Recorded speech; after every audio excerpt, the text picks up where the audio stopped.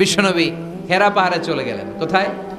মক্কা থেকে উত্তর দিকে 634 মিটার উঁচু ওই পাহাড়ে যে তাআব্বুদাল্লাহ আলী রাত্রিবেলা তিনি ধ্যান করতেন, মেডিটেশন করতেন, চোখ বন্ধ করে স্রষ্টার অস্তিত্বকে খুঁজতেন। খুঁজতে খুঁজতে খুঁজতে 40 দিন ধ্যান করার পরে, 40 দিন আধ্যাত্মিকতার এই চর্চা করার পরে ফাজাহুল হক, সত্য বিশ্বনবীর কাছে এসে ধরা দিল। সাইয়েদনা জিব্রাইল চলে আসলেন, এসে বললেন, ইয়া মুহাম্মদ ইকরা, পড়ো। জান্নাতের একটা রেশমি কাপড়ে সূরাতুল আলাকের 5 আয়াত লেখা, রেশমি কাপড়ের ভেতরে ওই রেশমি কাপড়টা ধরে বিশ্বনবীকে বললেন। এই প্রথম বিশ্বনবী সাইয়েদনা জিব্রাইলকে দেখলেন আর বললেন, ইয়া মুহাম্মদ ইকরা, পড়ো। বিশ্বনবী বললেন, মা আনা বিকারি, আমি পড়তে পারি না। সুবহানাল্লাহ পড়েন। কারণ বিশ্বনবী ছিলেন না নবী আল উম্মি, নিরক্ষর নবী, ওনার অক্ষর জ্ঞান ছিল না। আলিফ বা তা সা কোনটারে জিম বলে কোনটারে সদ বলে বিশ্বনবী চিনতেন না, লিখতে জানতেন না। তিনি ছিলেন নিরক্ষর, কিন্তু মূর্খ না। নিরক্ষর এক জিনিস, মূর্খ আরেক জিনিস। অক্ষর জ্ঞান নাই কিন্তু জ্ঞান আছে। কারণ বিশ্বনবী বলতেন, আদ্দাবানি রব্বি ফা আহসানা তাআদিবি, আমি পৃথিবীর কোনো ইউনিভার্সিটি থেকে ডিগ্রি নেয় নাই, কেউ আমারে শিখায় নাই, স্বয়ং আরশের উপর থেকে আমারে শিক্ষা দান করেছে কে? তাই আমার শিক্ষার মতো শিক্ষা পৃথিবীর কারো শিক্ষা হতে পারে। সাইয়েদনা জিব্রাইল বললেন, ইয়া মুহাম্মদ ইকরা, পড়ো। বিশ্বনবী ফেল রইলেন, অক্ষর চিনে না, পড়বে কেমনে?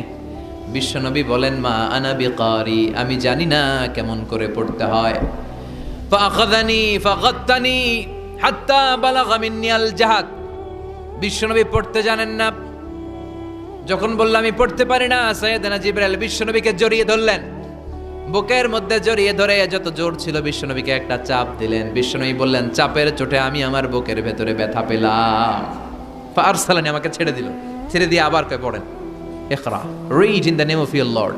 বিশ্বনবীর আগের কথা, আমি পড়তে জানি, মা আনা বিকারি। সাইয়েদনা জিব্রাইল আবার জড়িয়ে ধরলেন, আবার চাপ দিলেন। বিশ্বনবী বললেন, ব্যথা পেলাম। আবার জিব্রাইল বিশ্বনবীরে বললেন, পড়েন। বিশ্বনবী আগের কথাই বলে, আমি পড়তে পারি না। আবার চাপ দিলেন। 3 বার চাপ দেওয়ার পরে সাইয়েদনা জিব্রাইল বললেন, নবী এবার আপনি পড়েন। বিশ্বনবী এবার পড়তে আরম্ভ করলেন, ইকরা বিসমি রাব্বিকাল্লাযী খালাক খালাকাল ইনসানা মিন আলাক ইকরা ওয়া রাব্বুকাল আকরাম আল্লাযী আল্লামা বিল কলম আল্লামাল ইনসানা মা লাম ইয়ালাম। পড়েন, আল্লাহু আকবার। 3 বার চাপ দেওয়ার পরে বিশ্বনবী পড়তে আরম্ভ করলেন। সাইয়েদনা জিব্রাইল এই 5টা আয়াত দিয়ে উধাও হয়ে গেল। এবার হেরা গুহার ভেতরে কেউ নাই, সাইয়েদনা জিব্রাইল নাই, 5টা আয়াত দিয়ে চলে গেলেন। বিশ্বনবী 5টা আয়াত নিয়ে কাঁপতে কাঁপতে হেরা পর্বত থেকে নেমে এলেন। সুবহানাল্লাহ পড়ে। এই ওহির ভাড়ে চাপে বিশ্বনবী কাঁপতে শুরু করলেন। এই প্রথম বিশ্বনবীর কাছে ওহির রিফ্লেকশন, ওহির ছোঁয়া, ওহির ঝলকানি, ওহির নুরানি তাজাল্লি বিশ্বনবীর হৃদয়ের মধ্যে লাগিয়ে দিল কে? এই 5টা আয়াত নিয়ে বিশ্বনবী হাত্তা ইয়ারজুফু ফুআদু, বিশ্বনবীর হৃদয় কাঁপছিল। বিশ্বনবীর ওহির প্রেসারে গায়ের মধ্যে জ্বর চলে এলো, খিচুনি চলে এলো। বিশ্বনবী কাঁপছেন প্রচন্ড জ্বরে। কাঁপতে কাঁপতে আম্মাজান খাদিজাতুল কুবরা তাহেরার কাছে এসে বলে, ও খাদিজা, আমি বাঁচবো না, আমার বড্ড ভয় লাগে। খাদিজাতুল কুবরা বললেন, নবী কি হয়েছে আপনার, কি হয়েছে? বিশ্বনবী বললেন, এমন এমন ঘটনা। বিশাল এক লোক এসে আমার কাছে পড়ো, আমি পড়তে জানি না, 3 বার চাপ দিল, এরপর দেখি ঠিকই পড়তে পারি। সুবহানাল্লাহ পড়ে। বিশ্বনবী পুরো ঘটনাটা সাইয়েদাতুনা খাদিজাতুল কুবরা তাহেরাকে শোনালেন। এরপরে মা খাদিজারে বললেন, খাদিজা, আমার বড্ড ভয় হয়, মনে হয় আমি মরে যাব, আমার প্রচন্ড জ্বর এসেছে, কাঁপুনি ছুটেছে, তুমি আমারে কম্বল দাও। কি দাও? সবাই বলে, আর জোরে কোন, আমারে কম্বল দাও, আমার জ্বর এসেছে, কাঁপুনি বেড়ে যাচ্ছে, চাদর দাও, কাপড় দাও, কম্বল দাও। মা খাদিজা কম্বল জোগাড় করতে গেলেন। কম্বল আর চাদর এনে বিশ্বনবীর গায়ের মধ্যে মা খাদিজা কম্বলটা পেঁচিয়ে দিলেন। বিশ্বনবী কম্বলটা পেঁচিয়ে বিছানার মধ্যে শুয়ে গেলেন। ঠিক এই মুহূর্তে সূরাতুল মুজাম্মিল নাজিল করে দিল কে? বিশ্বনবী কম্বল গায়ে দিয়ে শুয়ে আছে, আল্লাহ বিশ্বনবীরে ডাক দিলেন, ইয়া আইয়ুহাল মুজাম্মিলু কুমিল লাইলা ইল্লা কালিলা। সুবহানাল্লাহ। আল্লাহ কি সোহাগ ভরা আদর মাখা ডাক দিলেন, ইয়া আইয়ুহাল মুজাম্মিল। এর মানে হলো, হে কম্বলওয়ালা, কিওয়ালা? হে কম্বলওয়ালা নবী মানে হে কমলিওয়ালা নবী। কি নবী? কমলি। বিশ্ব নবীর আল্লাহ ডাক দিলেন, ও কমলিওয়ালা নবী, ও কম্বলওয়ালা নবী, দাঁড়ান। বিশ্ব নবী কাঁপছিলেন জ্বরের চোটে, খিচুনির চোটে কম্বল গায়ে দিয়ে শুয়ে রইলেন। আল্লাহ নাজিল করলেন, ইয়া আইয়ুহাল মুজাম্মিল, ও কম্বলওয়ালা। ইয়া আইয়ুহাল মুজাম্মিল মানে কি? ও কম্বলওয়ালা, ও কম্বলওয়ালা, ও চাদরওয়ালা, কুম, স্ট্যান্ড আপ, স্ট্যান্ড আপ। যে দায়িত্ব দিছি এখন শোয়া যাবে না, দাঁড়ান। ওই যে বিশ্বনবী দাঁড়ালেন, আর বসার সুযোগটা পায় নাই। মরার আগ পর্যন্ত আর বসার সুযোগ পায় নাই, শ্বাস নেওয়ার সুযোগ পায় নাই, পিছনের দিকে তাকানোর সুযোগ পায় নাই। চিল্লায় বলেন ঠিক কিনা? অনেক শয়তানি হাত ছানিয়ে এসেছে, দফায় দফায় নবীর সাথে বৈঠক হয়েছে। বিশ্বনবীকে মক্কার কাফিরেরা 3 দফা দিল। বলল, আব্দুল্লাহর বেটা মুহাম্মদ, নারী চাও নারী দেব, সম্পদ চাও সম্পদ দেব, রাষ্ট্র ক্ষমতা চাও রাষ্ট্র ক্ষমতা দেব, শুধু কালিমার দাওয়াতটা বন্ধ করে দাও। নাউজুবিল্লাহ পড়বেন না? বিশ্বনবী বললেন, তোমাদের 3 দফা, কাফিরদের কয় দফা? জোরে বলেন। বিশ্বনবী বললেন, আমার মাত্র 1 দফা। কয় দফা? বিশ্বনবী বললেন, সম্পদ না, নারী না, মক্কার ক্ষমতা নয়। লা ওয়াদাউ শামসা ফি ইয়ামিনি, আকাশের দ্বিপ্রহরের জল জলে সূর্যটা যদি ডান হাতে দাও, ওয়াল কামারা ফি ইয়াসারি, চাঁদটাকে যদি বাঁ হাতে দাও। যেই কালিমার দাওয়াত দিতে ময়দানে আমি নেমেছি, গোটা বিশ্বের কেউ এই দাওয়াত থেকে আমাকে পিছু সরাতে পারবে না, কেউ পিছনে নিতে পারবে না। সম্পদ, নারী আর ক্ষমতার লোভ তো খুব তুচ্ছ বিষয়। ওই সূর্যটা যদি ডান হাতে দাও, চাঁদটা যদি বাঁ হাতে দাও, এই কালিমার দাওয়াত থেকে আমি পিছু হটবো না। চিল্লায় বলেন ঠিক কিনা? বিশ্বনবীর আল্লাহ প্রস্তুতি নিতে বললেন। বললেন, ইয়া আইয়ুহাল মুজাম্মিল, ও কম্বলওয়ালা নবী। কি ওয়ালা নবী? তাফসীর বুঝতে পারতেছেন তো? শীতের চোটে খিচুনি, কম্বল গায়ে দিয়ে শুয়েছে, তখন আল্লাহ এটা নাজিল করলেন। তাহলে প্রথমে আমরা জানলাম সেন্ট্রাল থিম অফ দিস সূরা, এই সূরার কেন্দ্রীয় আলোচ্য বিষয়। এরপরে আমরা জানলাম কোন প্রেক্ষাপটে, কোন সিচুয়েশনে, কোন পরিস্থিতিতে এই সূরাটা নাজিল হয়েছে। বুঝতে পেরেছেন? বিশ্বনবীর যখন এই পরিস্থিতি, তখন আল্লাহ বিশ্বনবীর আবার গাইডলাইন দিলেন, ইয়া আইয়ুহাল মুজাম্মিল, হে কম্বলওয়ালা নবী, কুমিল লাইলা ইল্লা কলিলা, দাঁড়ান, রাত্রিবেলা দাঁড়িয়ে তাহাজ্জুদ গুজার হন। সুবহানাল্লাহ পড়ে। এই সূরার ভেতরে রব্বুল আলামিন বিশ্বনবীকে প্রস্তুত করে তোলবার জন্য, বিশ্বনবীকে নবুয়তের দায়িত্ব পালন করানোর জন্য, মিশনে নামানোর জন্য বিশ্বনবীকে সর্বমোট 60টা বিষয়ে প্রশিক্ষণ নিতে বলেছেন। জোরে কোন কয়টা? সবাই কোন? চিল্লায় বলেন কয়টা? প্রস্তুতি নেওয়ার জন্য 7টা বিষয়ে বিশ্বনবীকে ট্রেন আপ করেছেন, প্রশিক্ষণ নিতে বলেছেন। আমরা একটা একটা করে 7টাই আজকে শুনব। বিশ্বনবীকে আল্লাহ তাআলা 7টা বিষয়ে প্রশিক্ষণ নিতে বললেন। কয়টা? কারণ সামনে অনেক গুরু দায়িত্ব। 1 নাম্বার প্রশিক্ষণ হচ্ছে, ইয়া আইয়ুহাল মুজাম্মিল, হে কম্বলওয়ালা নবী, কুমিল লাইলা ইল্লা কলিলা, দাঁড়ান, দাঁড়িয়ে রাত্রে তাহাজ্জুদের নামাজ পড়েন। কিসের নামাজ? তাহাজ্জুদের যাই নামাজে মরণ দিও প্রভু আমায়, একামতে দিনের কাজে কবুল করে নিও আমায়। তাহাজ্জুদের যাই নামাজে মরণ দিও প্রভু আমায়, একামতে দিনের কাজে কবুল করে নিও আমায়। পড়েন আমিন। তাহলে বিশ্বনবীকে প্রথম যে প্রশিক্ষণ আল্লাহ দিলেন সেটা হচ্ছে তাহাজ্জুদের সালাতের প্রশিক্ষণ। কিসের?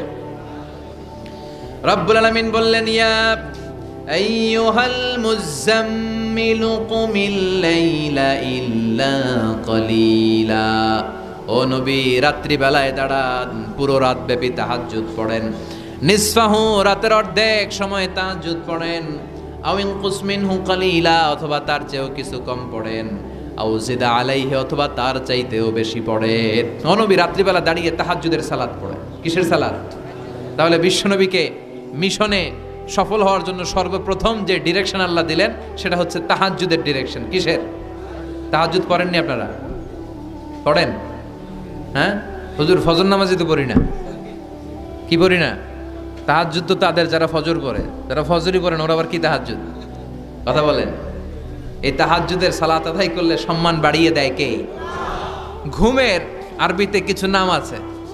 ঘুমের একটা নাম হচ্ছে আন-নুআস। নোয়াস মানে ড্রোজিনেস, বাসে বসে আছেন, বাসও ঝুলে আপনিও ঝুলতেছেন, এরকম হয় না? ঝিমুনি, এটার বলে নোয়াস। আরেকটা হচ্ছে সামান্য হালকা লাইট স্লিপ, সামান্য ঘুম, এটার বলে পাওয়ার ন্যাপ। হালকা হালকা ঘুমও আসছে, আবার কে যেন কথা বলে ওইটাও শোনা যায়, এরকম ঘুম আসছে না নাই, এটার বলে সিনা। আরবিতে এটার কি কয়? সিনা। আরেকটা হচ্ছে ভালো ঘুম, এটার বলে নাউম। এটার কি বলে? তাহলে পাইলাম নোয়াস, সিনা, নাউম। আরেকটা হচ্ছে জন্মের ঘুম। কিরকম ঘুম? এমন ঘুম যেই ঘুমে ডাকলেও মানুষ ওঠে না, যেটা শেষ রাতে আমাদের যেই ঘুমটা হয়, রাত 3টা-4টার দিকে কম্বল টেনে টেনে আরেকটু ঘুমাইতে মনে চায়, এরকম একটা ঘুম আছে না নাই? এই ঘুমটাকে আরবিতে বলে হুজুদ। কি বলে? সবাই বলেন। এই হুজুদের ঘুমকে স্যাক্রিফাইস করে ওই টাইমে যে সালাতটা পড়া হয়, ওই সালাতকে আরবিতে বলে সলাতুল হুজুদ বা সলাতুত তাহাজ্জুদ। সুবহানাল্লাহ পড়বেন না? এজন্য রাব্বুল আলামিন বলেন, ওয়া মিনাল লাইলি ফাতাহাজ্জাদ বিহি নাফিলাতান লাকা আসা আন ইয়াবআসাকা রাব্বুকা মাকামাম মাহমুদা। ও নবী, রাত্রিবেলা দাঁড়িয়ে আপনি তাহাজ্জুদের নামাজ পড়েন, আশা করা যায় বিশাল সম্মানিত মহিমান্বিত জায়গায় আল্লাহ আপনারে বসায় দিবে গো নবী। ঠিক কি না? তাহাজ্জুদের সালাত পড়লে মর্যাদা বাড়ায় দেয় কে? মুমিনের বৈশিষ্ট্য, তারা রাত্রিবেলা তাহাজ্জুদের সালাত পড়ে। ইমানদারদের বৈশিষ্ট্য, তারা হলো ফুরসান আন-নাহার রুহবান আল-লাইল।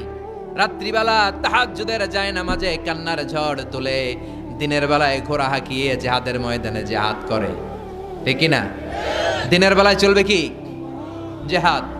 জিহাদের কথা বলাতে ভয় পাইছেন? হ্যাঁ, অনেকে এখন জিহাদের সাথে জঙ্গিবাদরে লাগায়, এরকম ডাকাইত আছে না নাই? জিহাদের সাথে সন্ত্রাসবাদকে মিলাতে চায়, চিল্লা এখন ঠিক কিনা? জঙ্গিবাদ আর সন্ত্রাস এক জিনিস, জিহাদ আরেক জিনিস। জিহাদরে ফরজ করছে কে? আর জঙ্গিবাদকে হারাম করেছে কে? জঙ্গিবাদকে দমন করার জন্য আল্লাহ তাআলা জিহাদের মতো বিধানকে ফরজ করেছেন, চিল্লায় বলেন ঠিক কিনা? যারা হকের পক্ষে, যারা কল্যাণের পক্ষে, যারা মানবতার পক্ষে, এরা হচ্ছে মুজাহিদ। আর যারা হক সহ্য করে না, মানবতাকে সহ্য করে না, শান্তির কথাকে সহ্য করে না, এরা হলো এক একটা জঙ্গি, চিল্লায় এখন ঠিক কিনা? আবু জাহেল ছিল জঙ্গি আর বিশ্বনবী ছিলেন মুজাহিদ। ফেরাউন ছিল জঙ্গি, মুসা আলাইহিস সালাম ছিলেন মুজাহিদ। নমরুদ ছিল জঙ্গি, সাইয়েদনা ইব্রাহিম ছিলেন মুজাহিদ। বাংলার জমিনেও যারা হকের কথা বলে তারা হচ্ছে মুজাহিদ। আর যাদের হক সহ্য হয় না, ইসলাম সহ্য হয় না, কোরআন সহ্য হয় না, এরা এক একটা সন্ত্রাস আর জঙ্গি, চিল্লায় এখন ঠিক কিনা? এরা জঙ্গি। আমরা যারা সত্যের পক্ষে কথা বলি, আমরা জঙ্গি না, আমরা মুজাহিদ। আমরা কি? মুজাহিদ। এজন্য মুমিনদের বৈশিষ্ট্য হলো রুহবান আল-লাইল ফুরসান আন-নাহার। মুমিন বান্দারা দিনের বেলায় জিহাদের ময়দানে ব্যস্ত থাকে, রাতের বেলায় তাহাজ্জুদের যায় নামাজে চোখের পানি দিয়ে যায় নামাজ ভিজায়। এজন্য বিশ্বনবীর প্রথম প্রশিক্ষণ নিতে বললেন আল্লাহ, কুমিল লাইলা ইল্লা কালিলা। ও নবী, বিশাল মিশন নিয়ে দুনিয়ার বুকে আপনি এসেছেন গো নবী। প্রথম প্রশিক্ষণ যেটা নিবেন, রাত্রি বেলায় দাঁড়িয়ে দাঁড়িয়ে তাহাজ্জুদের প্রশিক্ষণ। বিশ্বনবীর আদেশ করলেন কে? কিসের আদেশ? সবাই কন আরো জোরে। ওই মুহূর্তটা তাহাজ্জুদের সময়টা এমন সময়, ইয়ানজিলু রাব্বুনা ইলা সামাইদ দুনিয়া, রব্বুল আলামিন আরশের উপর থেকে দুনিয়ার আকাশে নেমে আসে। নেমে আসে মানে বিশেষ একটা মনোযোগ দেয়, আর দুনিয়াবাসীরা ডেকে ডেকে বলে, গোলাম আলা মিন মুস্তাগফিরিনা গফির আলা। কার ক্ষমা লাগবে ক্ষমা চাও, সব গুনাহ আমি ক্ষমা করে দেব।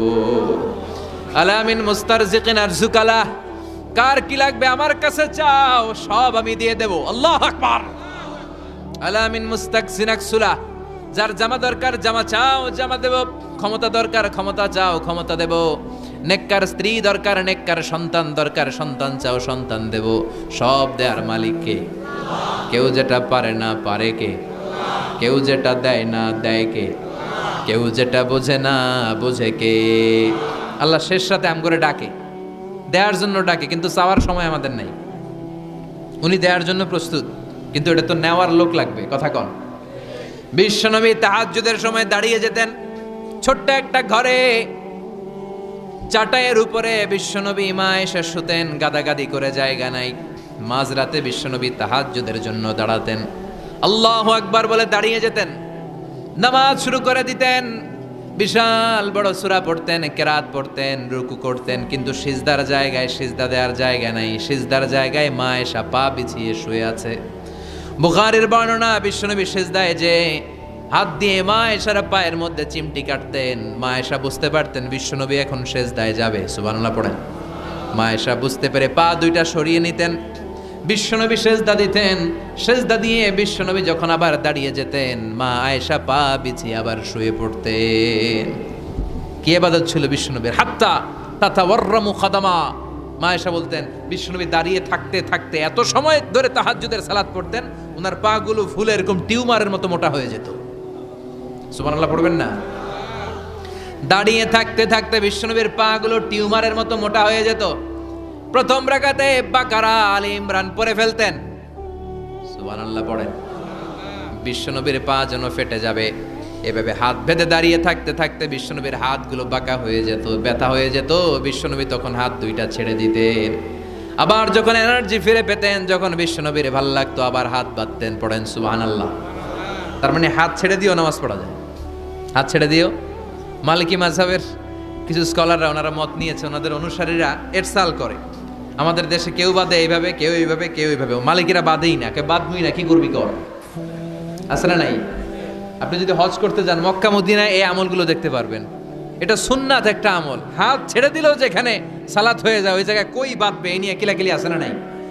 উপরে না নিচে, আমিন জোরে না আসতে, আছে না নাই? পেকুয়াতে মাশাআল্লাহ এগুলো নাই। হ্যাঁ, পেকুয়াতে এগুলো আছে। বিশ্বনবী লম্বা সময় দাঁড়িয়ে তাহাজ্জুদ পড়তেন। তাহাজ্জুদ পড়লে আপনার মর্যাদা বাড়ায় দিবে কে? সাইয়েদনা জিব্রাইল বললেন ইন্না শারাফাল মুমিন ফি কিয়ামিল লাইল। বিশ্বনবী বললেন জিব্রাইল এসে আমাকে বলে গিয়েছে মুমিনের মর্যাদা তাহাজ্জুদের নামাজের ভেতর। সুবহানাল্লাহ পড়েন। তাহাজ্জুদের নামাজ পড়লে মর্যাদা বাড়ায় দেয় কে? 2 নাম্বার কুরবাতুন ইলাল্লাহ। তাহাজ্জুদের নামাজ পড়লে আল্লাহর সাথে নৈকট্য বাড়িয়ে দেয় কে? আল্লাহর সাথে কানেক্টিভিটি আপনার বেড়ে যাবে। আমাদের দুনিয়াতে সব জায়গায় কানেক্টিভিটি আছে। এমপির সাথে হাত আছে, চেয়ারম্যানের সাথে হাত আছে, ওই এসআইয়ের সাথে হাত আছে, পুলিশের আইজির সাথে হাত আছে, কিন্তু আল্লাহর সাথে হাতটা নাই। কথা কন। আসল জায়গায় কানেকশন লাগানো দরকার। চিল্লায় বলেন ঠিক কি না? মান লাহুল মাওলা ফালাহুল কুল্লু। যে ব্যক্তি আল্লাহর হয়ে যায় গোটা বিশ্ব তার হয়ে যায়। যে সব জায়গায় যে ধর্ণা দেয় আল্লাহর কাছে ধর্ণা দেয় না, তার কোনো মর্যাদা নাই। আর যে ব্যক্তি সব দিক থেকে মুখ ফিরিয়ে আল্লাহর কাছে যায়, গোটা বিশ্বের সবাই তার দিকে তাকিয়ে থাকে। এজন্য সম্পর্কটা লাগাইতে হবে কোন জায়গায়? তার মানে তাহাজ্জুদ পড়লে মর্যাদা বেড়ে যায়, আল্লাহর সাথে সম্পর্ক বেড়ে যায়। বিশ্বনবী বললেন মানহাতুনা আনিল ইসিম। তাহাজ্জুদের নামাজ পড়লে তাহাজ্জুদের নামাজ আপনারে পাপ কাজ থেকে বাধা দিবে। সুবহানাল্লাহ পড়েন। তাহাজ্জুদ যারা পড়ে এরা পাপ কাজ করে না। চিল্লায় এখন ঠিক কিনা? 4 নম্বরে মুকাফফিরাতুন লিসাইয়্যাত। পাপ আর অন্যায় যদি কিছু হয়েও থাকে, তাহাজ্জুদের নামাজ পড়লে তাহাজ্জুদের নামাজ পাপগুলোরে ধুয়ে মুছে সাফ করে দেয়।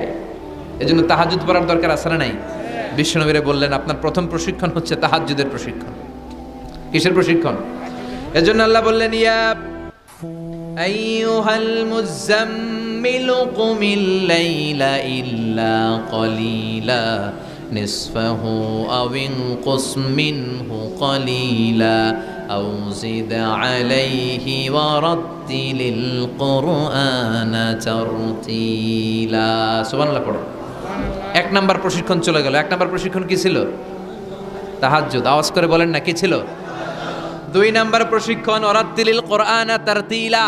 ও নবী, মন গড়া কোরআন তেলাওয়াত করবেন না, যেমন মন চায় তেমন কোরআন পড়া যায় না। ওয়ারাত্তিলিল কুরআনা তারতিলা। তারতিলের সাথে, তাজবিদের সাথে, মাখারিজুল হুরুফ মেইনটেইন করে আপনি তারতিলের সাথে তেলাওয়াত করেন। যারা তারতিলের সাথে তেলাওয়াত করেন কিয়ামতের দিন আল্লাহ বলবে ইকরা ওয়ারতাকি ওয়ারাত্তিল কামা কুনতা তুরাত্তিলু ফিদ দুনিয়া। দুনিয়াতে যেমনি পড়েছো পড়ো, যত আয়াত পড়বা জান্নাতের বিল্ডিং তত লম্বা হয়ে যাবে। আল্লাহু আকবার।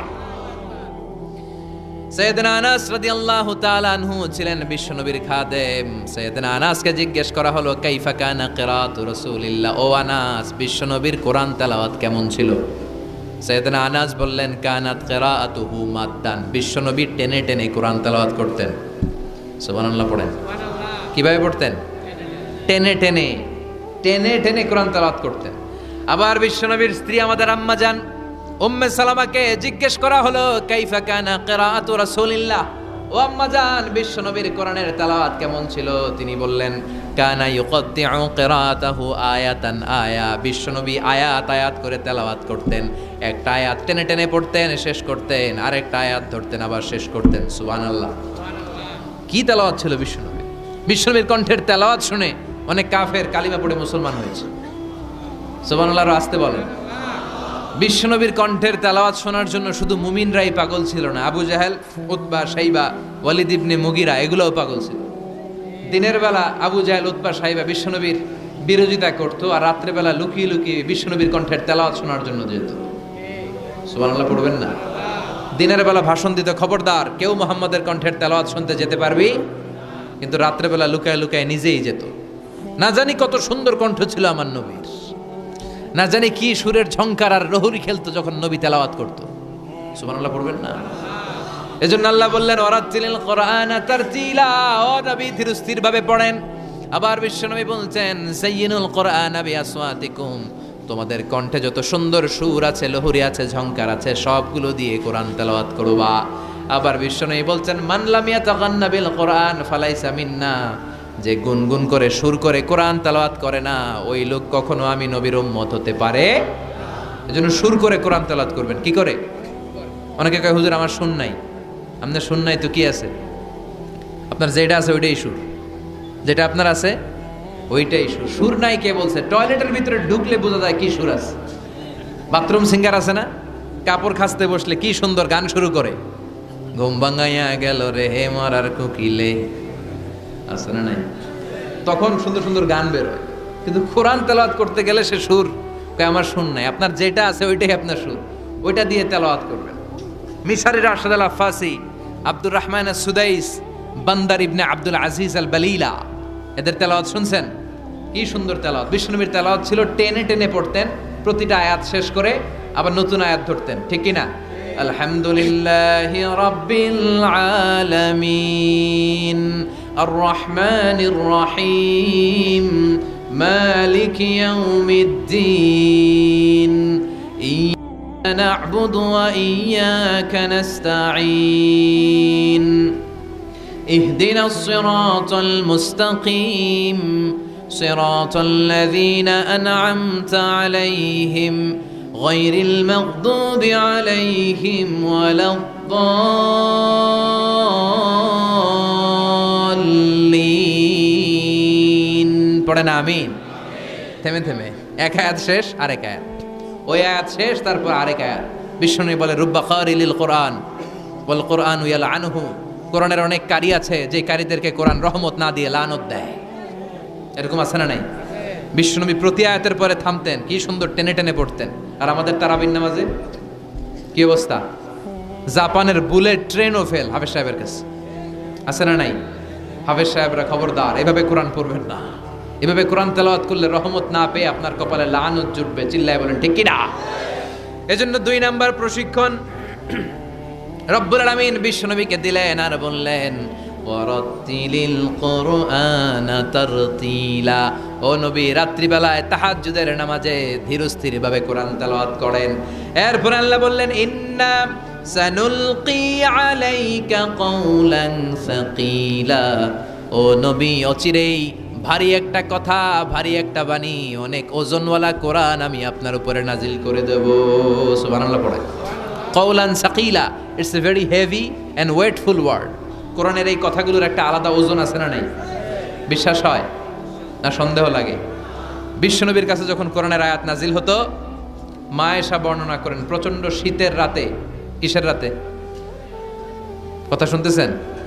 প্রচন্ড শীতের রাতে বিশ্বনবী ঘেমে ঘেমে একাকার হয়ে যেতেন। মাঘ মাসের শীত, মা আয়েশা বলে আমরা কম্বল গায়ে দিয়ে শুই, কিন্তু বিশ্বনবীর কাছে যখন কোরআন নাজিল হয় বিশ্বনবী ঘেমে ঘেমে একাকার হয়ে যেতেন। সুবহানাল্লাহ পড়ে। বিশ্বনবী যখন ওটের উপর বসা অবস্থায় কোরআনের আয়াত নাজিল হতো, ওটের বুকটা জমিনে লেগে যেত। বিশ্বনবী ঘোড়ার উপরে বসা অবস্থায় যখন কোরআনের আয়াত নাজিল হতো, ঘোড়ার পাগুলো জমিনের ভিতরে গেড়ে যেত। বিশ্বনবী মাঝে মাঝে অনেক সাহাবাদের রানের মধ্যে মাথা রেখে শুয়ে পড়তেন। ওই অবস্থায় যখন কোরআনের আয়াত নাজিল হতো, সাহাবারা বলতো আমাদের হাড্ডিটা ফেটে টুকরা টুকরা হয়ে যাবে, এরকম মনে হতো। তার মানে কোরআনের আয়াতের একটা ভার আছে না নাই? এজন্য রাব্বুল আলামিন বলেন, লাউ আনজালনা হাযাল কুরআন আলা জাবালিন লারাআইতাহু খাশিআম মুতাসাদ্দিআম মিন খাশিয়াতিল্লাহ। ও নবী, কোরআনকে মানুষের উপর নাজিল না করে যদি পাহাড়ের উপর নাজিল করতাম, আপনি দেখতেন কোরআনের ভারে বড় বড় পাহাড়গুলো ভেঙে চুরে খান খান হয়ে যেত গো নবী। কোরআনকে যদি মাউন্ট এভারেস্টের উপর আল্লাহ নাজিল করতো, পাহাড়টা ভেঙে দুমড়ে মুচড়ে চূর্ণ বিচূর্ণ হয়ে যেত। চিল্লা এখন ঠিক কি না?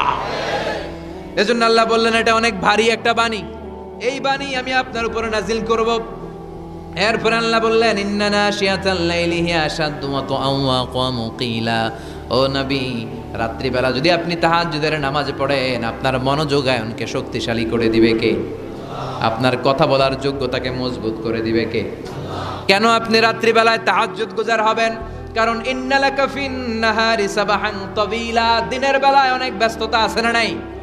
দিনের বেলায় মানুষগুলো কাজকর্ম নিয়ে ব্যস্ত হয়ে যায়, তখন অনেক গোলমাল। তখন নয়, রাত্রিবেলা তাহাজ্জুদ পড়েন, আপনার মর্যাদা বাড়িয়ে দিবে কে?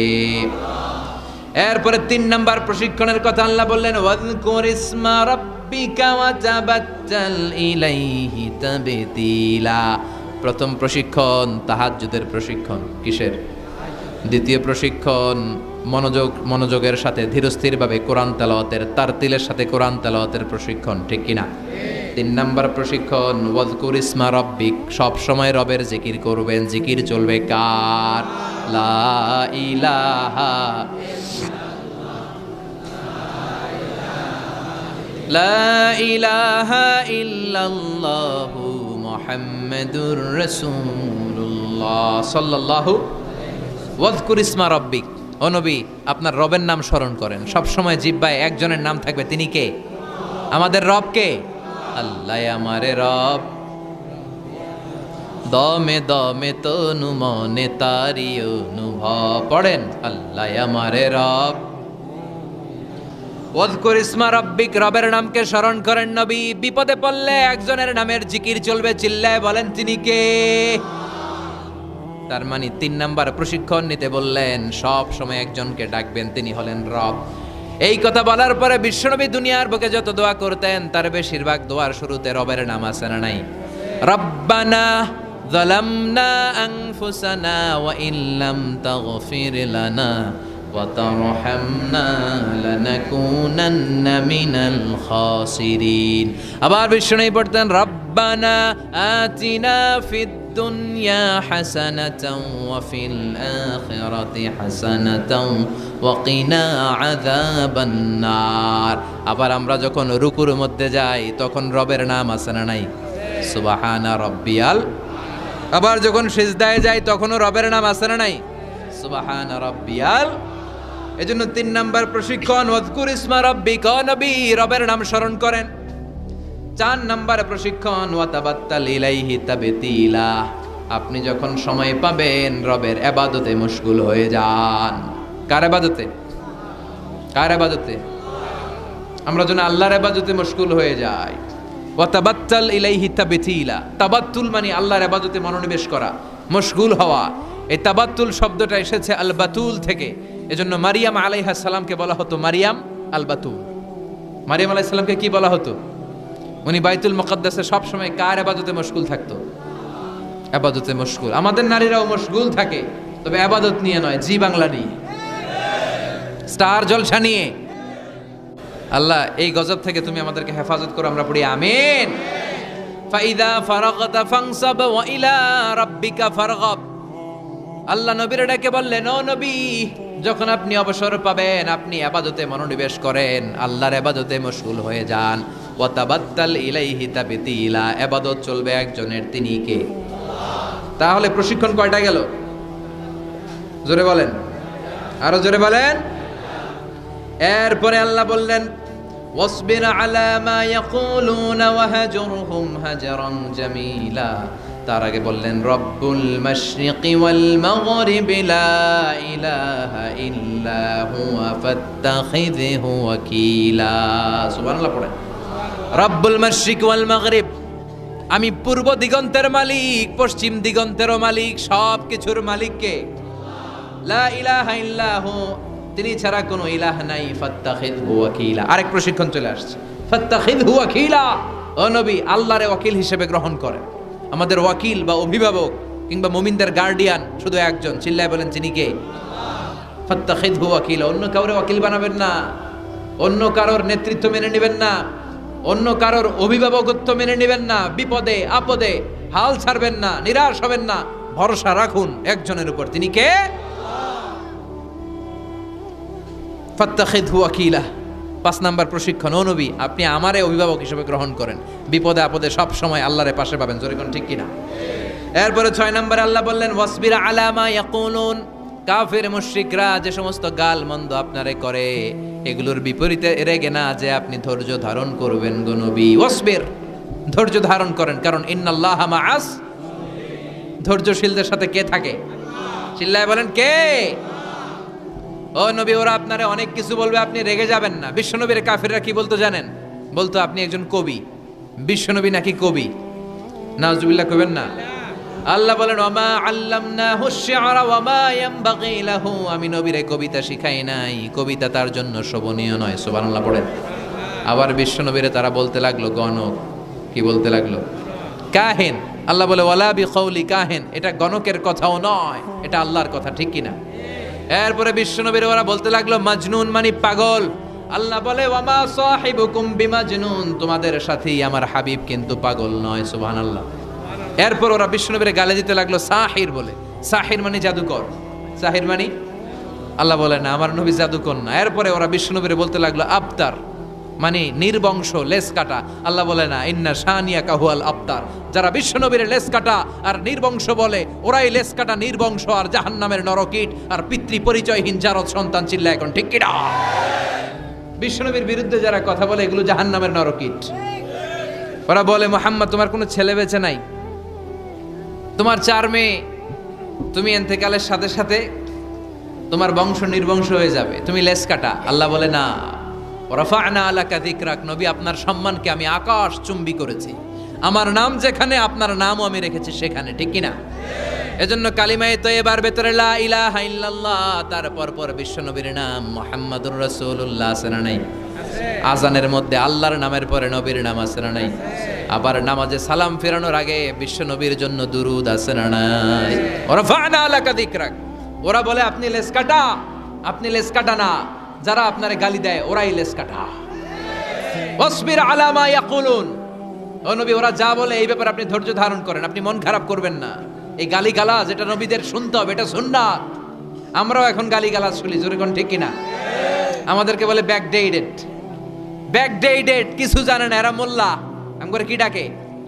একজন মেম্বার অফ দ্য পার্লামেন্ট কয়েকদিন আগে সংসদ ভবনে বলছে মোল্লাতন্ত্র। কি বলছে? ইসলামের কথা ভাল লাগে না, এই কাদিয়ানীদের সাফাই গায়। আছে না নাই? বিশ্বনবী যে শেষ নবী, এটা মানে না কাদিয়ানীরা। উনি কাদিয়ানীদের সাফার গায়, তার মানে ইসলাম ওনার ভাল লাগে না, ওনার ভাল লাগে কাদিয়ানী সম্প্রদায়কে। চিল্লা এখন ঠিক কিনা? বিশ্বনবীরে বলেছে কবি, ওনারে বলেছে গণক, ওনারে বলেছে জাদুকর, ওনারে বলেছে পাগল, ওনারে বলে লেস কাটা। ওই গালিগুলো আমাদেরও শুনতে হবে যদি নবীর অনুসারী হই। আমাদেরকে এখন গণক বলে না, পাগল বলে না, আমাদেরকে বলে মোল্লা, আমাদেরকে বলে রাজাকার, আমাদেরকে বলে যুদ্ধাপরাধী। চিল্লা এখন ঠিক কিনা? যুগে যুগে গালিগালাজ আছে না নাই? আমাদেরকে যেই ট্যাগই লাগাক না কেন, আল্লাহ বলেন ওয়াসবির। গালি দেখ, মন্দ কথা বলুক, হুমকি ধমকি দেখ, ওয়াসবির, ধৈর্য ধারণ করো, কারণ ইন্নাল্লাহা মাআস। ধৈর্যশীলদের সাথে আল্লাহ রয়েছেন। যারা জমিনের উপর জুলুম করে তাদের জন্য আল্লাহ কোনো সাহায্য পাঠায় না। আর জমিনে যারা মাজলুম, যাদের রক্ত জমিনে লাগে, ওই জমিনের ক্ষমতা আল্লাহ মাজলুমদের হাতে তুলে দেয়। চিল্লা এখন ঠিক কিনা? রাত্রি যত গভীর হয়, সুবহে সাদিকের সময় কাছে আসতে থাকে, ঠিক কিনা? ইসলামের পক্ষের শক্তির উপর আযাব, অত্যাচার, জুলুম, নির্যাতন যত বাড়তে থাকে, ইসলামের বিজয়ের সময় ঘনাতে থাকে। এটা মুমিনের বিশ্বাস, এটা মুমিনের আত্মোপলব্ধি। আল্লাহ বলেন ওয়াসবির আলা মা ইয়াকুলুন। নবী ওরা যা বলে আপনি মন খারাপ করবেন না, আপনি ধৈর্য ধারণ করেন, কারণ ইন্নাল্লাহা মাআস। ধৈর্যশীলদের সাথে থাকে কে? আবার আল্লাহ বললেন ওয়াস্তাঈনু বিস-সাবরি ওয়াস-সালাতি ওয়া ইন্নাহা লাকাবীরাতুন ইল্লা আলাল খাশিঈন। ও নবী, ধৈর্য আর সালাতের মাধ্যমে আপনি আমার কাছে সাহায্য চান। ফাসবির কামা সাবারা উলুল আজমি মিনার রুসুল। ও নবী, আপনার আগে সাইয়েদনা ইব্রাহিম, সাইয়েদনা নূহ, সাইয়েদনা মূসা, ঈসা যেইভাবে ধৈর্য ধারণ করেছে, আপনাকেও ধৈর্য ধারণ করতে হবে, ঠিক কি না? এজন্য বিচলিত হওয়া যাবে?